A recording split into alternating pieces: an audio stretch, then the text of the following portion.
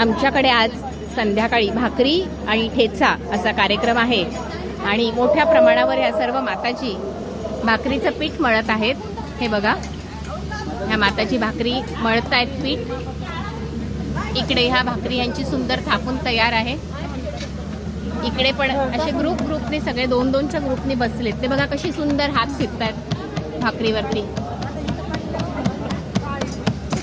तिकडे त्या माताजी भाकऱ्या भाजतायत. एका वेळेला 2 भाकऱ्या भाजतायत त्या.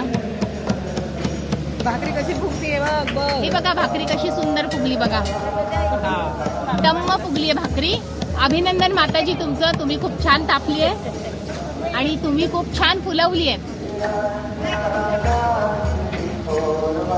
हे बघा कशा सगळ्या कुशलतेने मस्त पीठ मळतायत, सुंदर भाकऱ्या थापतायत आणि भाजतायत. ठेचा करतायत छान पैकी. सुंदर गुलाबजाम करतायत. अशा तऱ्हेने आपण बघितलं की 6 तवे आणि 6 जोड्या भाकऱ्या थापायला.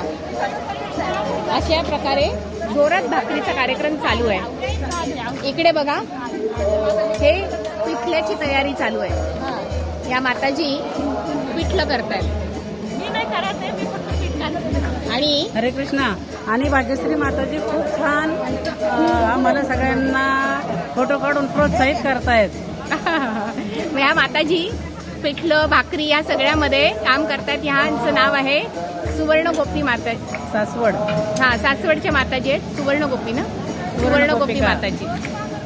या आपल्याला सगळ्यात या सगळीकडे सगळ्याच प्रोसेसमध्ये या सहभागी आहेत. हा, आता इकडे बघू आपण. हे एवढ्या हे मोठ्या पातेल्यात हे पिठल्याची फोडणी चालू आहे.